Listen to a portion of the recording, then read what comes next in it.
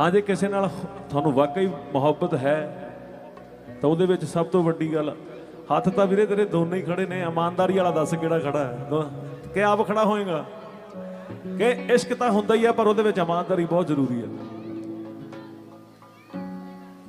दिल मेरा